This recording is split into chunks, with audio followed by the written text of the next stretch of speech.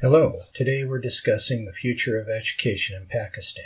I'm Perry Raleigh. Hi, I'm Alyssa Abbott. Hi, my name is Michelle Patsfield. And I am Karcher Argyle. So, Perry, why should we care about education in Pakistan? How does that affect us? Currently, Pakistan is an ally in the struggle against terrorism.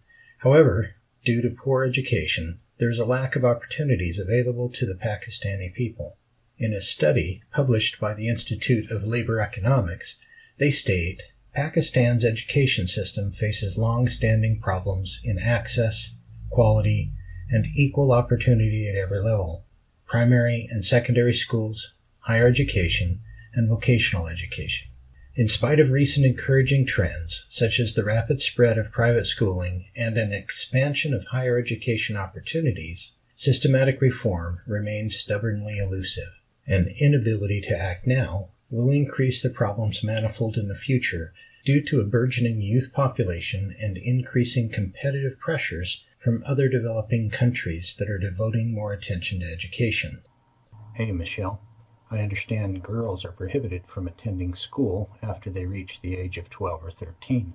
In Pakistan, there are 13.7 million girls who do not attend school or drop out for some of the following reasons. Parents did not allow their daughters to attend school, the child was not willing, education is too expensive, the school is too far away, they had to work at home, or either got married. A courageous Pakistani girl who was a crusader for education, Malala Yousafzai, said, "Secondary education for girls can transform communities, countries, and our world. It is an investment in economic growth, a healthier workforce, lasting peace, and the future of our planet. By educating girls, we educate future generations." Malala has started a girls' education fund that collects money to help not only Pakistanis but also the world to have the opportunity to receive a quality education. So, Karcher, we can see there are some problems. What do you think can be done to overcome some of the problems? There are a couple of areas of education that need reform immediately. The low literacy rate and enrollment statistics. If knowledge is power, then many people in Pakistan will not be able to have any power at all. The statistics for literacy among all ages indicates that hardly anyone is literate. According to a group of writers, only 55% of adults and just 40% of women are considered literate, which is far below Indonesia's figures, where 93% of adults and 90% of women are literate.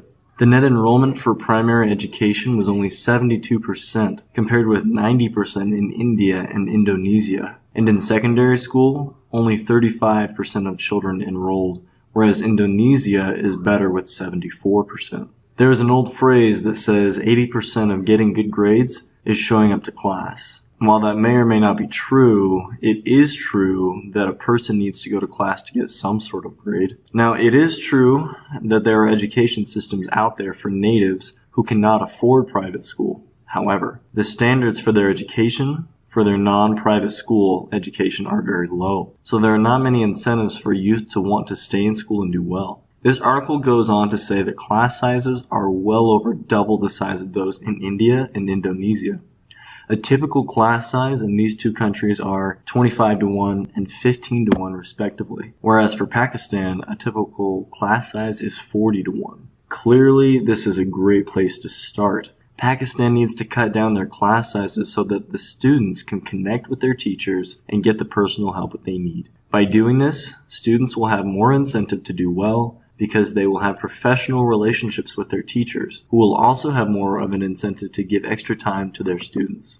Alyssa, besides adding more teachers, what else is being done to improve educational outcomes?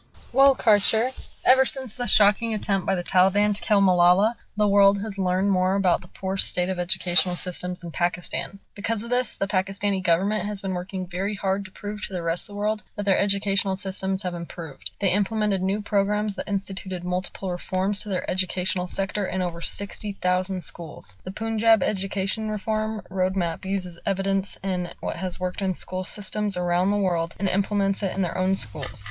The program targets quality as well as equality in the schools and works to help each child feel welcomed and safe.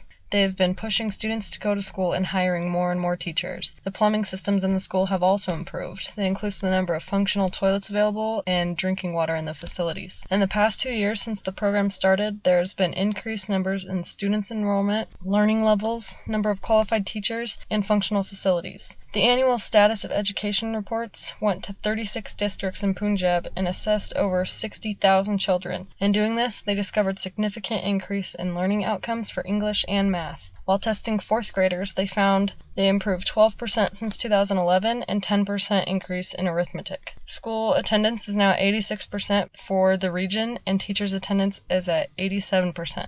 What does this all mean for Pakistan and the rest of the world? Well, to wrap things up, Karcher, we see that the problems with education in Pakistan contribute to the problems other countries face with terrorism. But there are efforts being made by the government, NGOs, and private organizations to improve educational opportunities and outcomes. If these reforms can be effectively implemented, terrorist organizations will have less power over the people.